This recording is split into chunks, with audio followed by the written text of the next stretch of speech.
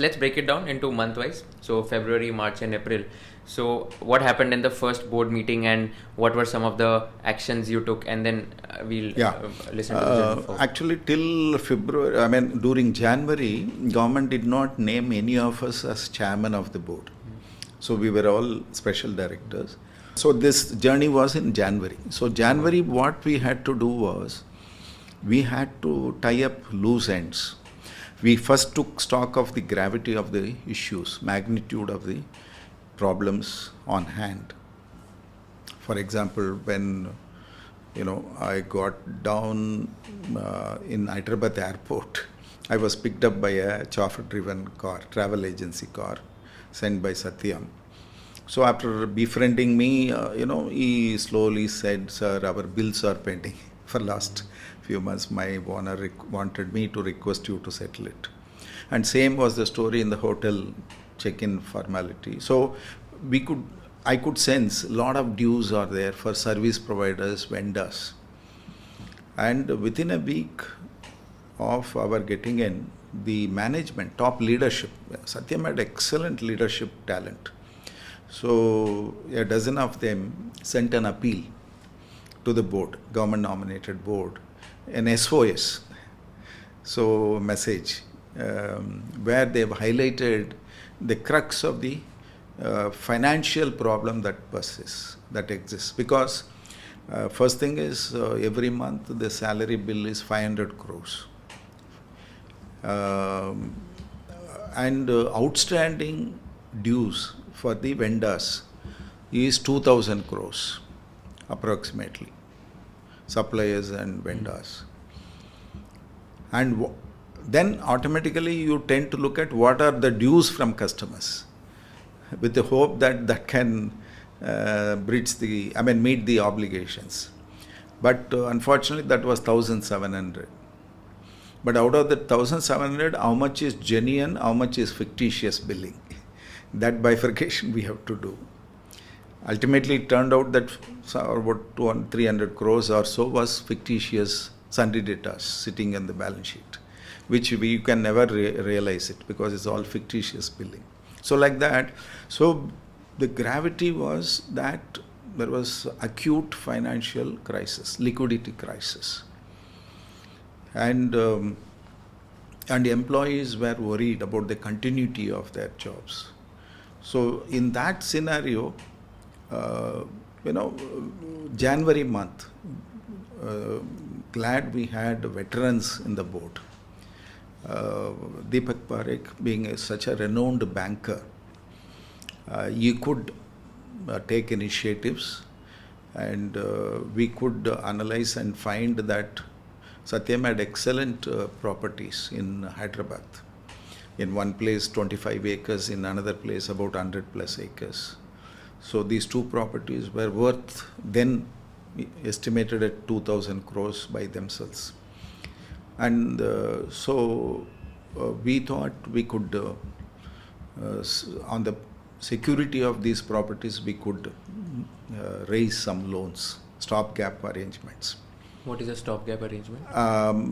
Temporary loans from banks. So again, we were not sure who will come forward to lend in that crisis situation, but because of the reputation and goodwill of Mr. Deepak Parekh, we could tie up with Bank of Baroda for 300 crores and IDBI Bank for 300 crores.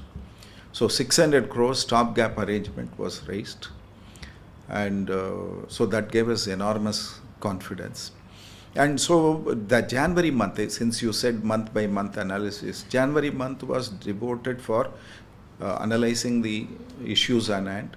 3 top priorities were identified. One is the financial stability, which is very essential, because Satyam was like a patient in the ICU. So finance was like oxygen to survive.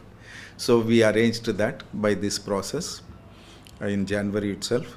Second thing was, who are all the experts to be engaged, appointed? So legal experts, management consultant experts, and to defend cases both in US and here, lawyers. So all those things we tied up. And even within the setup, to appoint, interim CEO, Mr. A.S. Murthy got appointed as interim CEO. So this was about January, identifying the issues and the next steps. Appointing people and tying up loans. So before the February thing, so just quick questions here. So you said there were 4 board meetings that happened in January. You chaired the 4th one.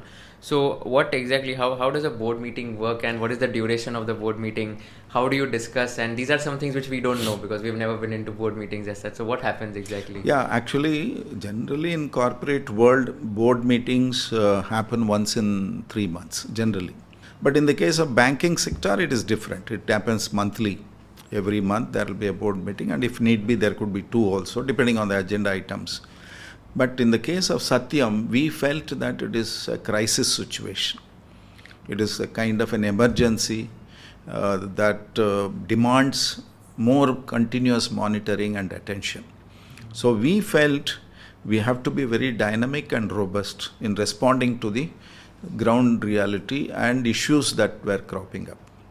For example, I used to list out 10 issues on a day, resolve 4 or 5 and sleep for a few hours and get up. Then it would have become 15 by the time I get up. So because it's 66 countries and 600 plus global customers and 50,000 plus employees.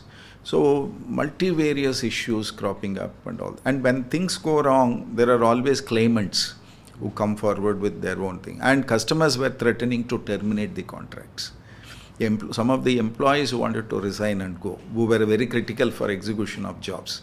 So all these had to be tackled simultaneously.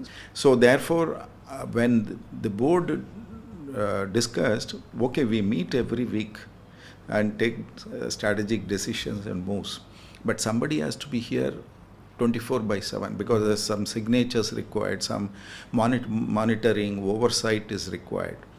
So I offered to be there 24/7. Got it. Perfect. If you learned something new from this video, do share it with your friends and subscribe to this channel so that we can bring you the best content possible. Also, if you want to watch this entire episode, click on the link in the description box and you can go to Kushal Lodha YouTube channel and watch the entire podcast episode. Thank you so much for watching this and have an amazing day.